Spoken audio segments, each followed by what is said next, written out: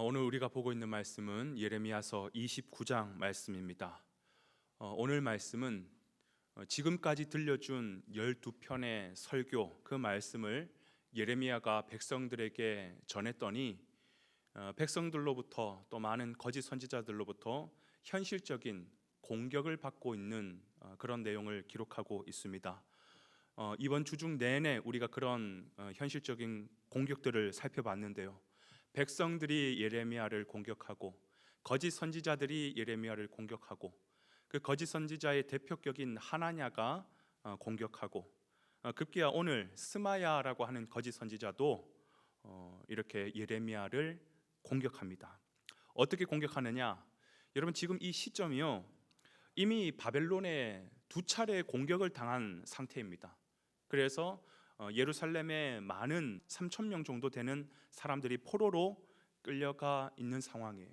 예레미야는 이 포로들에게 어떤 위로의 메시지, 어떤 소망의 메시지를 줬냐면, 너네 곧 돌아오지 못할 거다. 그러니까 다 포기하고 거기에서 집도 짓고 텃밭도 가꾸고 열매를 또 먹으면서 결혼도 하고 대대손손 그렇게 살아라. 그리고 70년이 차야 너희들이 돌아올 것이다. 그런 이야기를 하죠. 그랬더니 스마야가 말 같지 않은 말 하지 마라. 우리는 곧 돌아갈 거다. 하나님이 그렇게 말했다. 2년 안에 돌아갈 거다. 그러면서 이제 편지로 싸우는 거예요. 여러분, 우리도 예수를 믿지만 이 죄 많은 현실 속에 살아가다 보면 우리 역시 현실적인 여러 공격을 받게 되죠. 그럴 때에 이 세상을 분별할 수 있는 눈이 없으면 그런 거짓 선지자들 또는 사단 마귀들의 공격에 여지없이 다 당하게 됩니다. 특히 오늘 본문은 이 시대의 마지막을 살아가는 하나님의 백성, 성도로서 우리가 가져야 할 영안이 어떤 것인가, 어떤 영안을 가지고 살아가야 되는가를 우리 가운데 2가지 차원에서 보여주고 있습니다. 첫 번째는 하나님의 백성들은 말씀을 분별할 수 있는 눈이 있어야 된다는 거예요. 말씀을 분별할 줄 알아야 되는 거예요. 여러분, 말씀이라고 해서 다 말씀이 아닙니다. 보세요. 예레미야는 물론 하나님의 이름으로 말씀을 전해요. 그런데 지금 거짓 선지자들도 나도 하나님의 이름으로 말씀을 전한다. 어떻게 분별할 겁니까? 여러분, 사람은 지극히 육신적이기 때문에 어떤 메시지 은혜를 받느냐, 나를 위로하고 나를 잘된다 하고 감동이 되고 아주 신선하고 거기에다가 말까지 청산유수처럼 아주 잘하면요, 사람이 그냥 거기에 혹하죠. 귀가 딱 쏠리죠. 감동을 받습니다. 소위 은혜 받았다, 그렇게 표현합니다. 지금 거짓 선지자들이 하는 메시지가 뭡니까? 너네 괜찮아, 잘 될 거야. 바벨론에 끌려왔지만 우리 곧 돌아갈 거야. 전쟁 없을 거야. 어려움 없을 거야. 너네 평안할 거야. 그런 메시지를 나누고 있죠. 여러분, 이 시국 가운데, 이 어려운 가운데 얼마나 듣고 싶었던 말입니까? 그러니까 감동이 되는 거예요. 소위 말해서 은혜가 되는 거예요. 반면에 예레미야 선지자는 하는 말이 뭐예요? 다 포기하고 짐 계속 메고 있지 말고 못 돌아와. 짐 풀고 집도 구하고 결혼도 하고 그 자녀들이 또 자녀를 또 낳고 70년이 지나야 돌아오는 거야. 그러니까 백성들이, 야, 그러면 우리 보고 지금 노예 생활에 70년 하란 말이야? 그러면서 듣기 싫어하는 거죠. 공격하는 거죠. 하나님의 말씀은요, 진짜 메시지는요, 우리를 나태하게 만들거나 우리를 무력하게 만들지 않습니다. 하나님의 말씀을 들을 때는 우리 안에서 끊임없이 때로는 힘들고 아프더라도 우리를 자꾸 깨어나게 만들고 또 우리를 회개하게 만들고 주님 앞에 헌신하게 만들고, 이게 하나님의 메시지라는 것이에요. 물론 평안과 위로와 축복 메시지 필요하죠. 그러나 여러분 기억하십시오. 지금의 때가 어딘 때인지를 기억하셔야 됩니다. 성경의 표현을 하자면 마지막 때예요. 사단이 밀가부듯이 까부는 그런 때를 우리가 살아가고 있습니다. 이러한 때에 하나님의 마음은 사이렌이에요. 우리에게 경종을 울려서라도 영적인 잠을 자려고 하는 우리를 흔들어 깨우는 하나님의 말씀을 주고 계십니다. 듣고 싶은 설교 들어서 안 돼요. 오늘날 보면 설교의 홍수의 시대를 살아가고 있다고 저는 생각합니다. 인터넷을 틀면, 유튜브를 틀면, TV를 틀면 내가 듣고 싶은 설교, 막 쏟아져 나오죠, 그죠? 저도 많이 보게 됩니다. 어쩌면 홍수 시대에 마실 물이 없는 것처럼 이 홍수 같은 이 설교가 넘쳐나는 시대에 진짜 들을 설교가 없다라는 생각을 들게 됩니다. 그저 사람들이 듣기 좋아하는 설교, 복 준다라는 설교, 잘 된다라는 설교, 평안하다라는 설교 얼마나 많이 넘쳐나는지 모릅니다. 여러분이 듣고 계시는 설교는 어떤 설교입니까? 여러분을 자극하고 여러분을 흔들어 깨우는 설교입니까? 아니면 평안하다, 괜찮다, 지금 이대로 가면 된다, 그런 메시지로 여러분을 나태하게 만들고 영적으로 무기력하게 만들고 있습니까?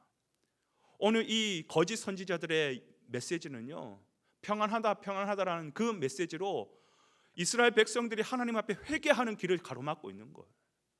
듣고 싶은 설교만 듣지 마시고 이 마지막 때에 애타는 하나님의 메시지를 들을 수 있는 저와 여러분 되시기를 간절히 소원합니다. 그런가 하면 두 번째, 또 마지막 때 우리가 가져야 할 영안은 어떤 영안인가? 여러분, 시대를 바라보는 눈이요, 좁으면 안 돼요. 영안은 절대로 좁지 않아요. 하나님의 관점은 넓어요. 큰 계획을 바라봅니다. 여러분, 지금 이스라엘 백성들도 눈앞에 펼쳐진 상황은 고난과 어려움이었습니다. 고통이었습니다. 눈앞에 펼쳐진 것만 좁게 바라보면요, 그들은 절망하고 좌절할 수밖에 없는 거예요. 그러나 진정한 영안이라는 게 무엇이냐? 이 상황을 만들어 가시는, 지금 고통과 어려움이 있지만 이 상황을 만들어 가시는 하나님의 큰 그림을 바라봐야 인생이라는 길에서 길을 잃지 않아요. 여러분, 한번 생각해 보십시오. 하나님은 왜 꼭 바벨론에게 망하는 방법으로 이들을 인도하고 계실까? 망하지 않고 얼마든지 그들을 개선할 수 있는 방법이 있는데도 왜 이렇게 인도하실까? 저는 그 고민을 하면서 당연히 딱 떠오르는 생각이 저 북한 땅이 생각나는 거예요. 말은 평등하게 살자, 같이 공동 생산하고 공동 소비하면서 공산주의 사회를 이루면서 정말 이 땅에 유토피아를 만들자, 그렇게 시작했지만, 취지는 좋았고 시작은 좋았지만 지금 하는 모습을 한번 보시라는 거예요. 김일성 그 가문을 위하여서 3천만 명에 해당하는 인민들이 지금 고통을 받고 있고 희생을 당하고 있어요. 이거는 말도 안 되는 정부죠. 여러분, 이 정부를 햇볕 정책이라는 이름으로 달래기도 하고 설득도 해보고 부모도 보고 안아도 보고 돈도 줘보고 그렇게 해봤는데 그들이 그렇게 해서 감동받아서 마음을 열던가요? 아니요. 그거 가지고 핵무기 만들고 그 돈 가지고 더 우리를 공격하는 무기를 만들고. 여러분, 저 북녘 땅은요, 뭔가를 품어주고 설득하고 그런다고 변화될 나라가 아니라 한 번에 확 뒤집어져야 되는 거예요. 묵은 땅은 한 번 확 뒤집어지고 기경을 해야 되는 것처럼 한 번에 확 뒤집어져야 되는 거예요. 여러분, 이 부분에 대해서 불의하다, 하나님 너무하시다, 그렇게 얘기할 수 있는 분이 있습니까? 이스라엘 백성들이 지금 바로 그 상황이라는 것입니다. 북한 못지않게 인신 제사를 드리고 우상 숭배를 하고 너무나도 음란하게 살아가고 있는 이들, 아무리 말로 타이르고 말로 타일러서 이들은 지금 돌이킬 기미가 보이지 않아요. 그렇기 때문에 우리는 예언서를 읽을 때 하나님 왜 이들은 망하게 하시느냐, 망하게 하시느냐, 망하게 하는데 우리가 초점을 두지 마시고 이 망하게 하심으로 말미암아 그들을 어떻게 하기를 원하시는지, 회복해 하기를 원하시는 하나님의 마음을 볼 줄 알아야 되는 것이에요. 그 마음으로 우리 이 예레미야서를 읽어야 되는 것이죠. 11절 말씀 한번 볼까요? 여호와의 말씀이니라, 너희를 향한 나의 생각을 내가 아나니 평안이요 재앙이 아니니라, 너희에게 미래와 희망을 주는 것이니라. 하나님의 궁극적인 큰 그림은 우리에게 평안을 주시고 우리의 미래에 소망을 주시는 하나님이라는 겁니다. 지금 당하는 이 어려움을 여기에만 우리가 매몰되지 마시고 하나님의 관점으로 크게 나를 바라본다면, 지금 내가 겪고 있는 이 인생의 어려움, 지금 우리가 역사 가운데 겪고 있는 이 코로나라고 하는 어려움, 하나님은 절대로 실수하지 않는 분이시기에 이 어려운 위기를 통해서도 하나님은 하나님의 큰 계획을 지금도 이루어 가고 계실 것입니다. 나는 예수를 믿고 있지만 어려움 가운데 고통하고 신음하고 계시는 분이 있으십니까? 어려움에만 집중하지 마시고 하나님의 관점으로 나의 이 시국을, 이 상황을, 이 어려움을 바라볼 수 있는 그런 귀한 영안을 가지시는 저와 여러분 되시기를 주님의 이름으로 축원해 드립니다.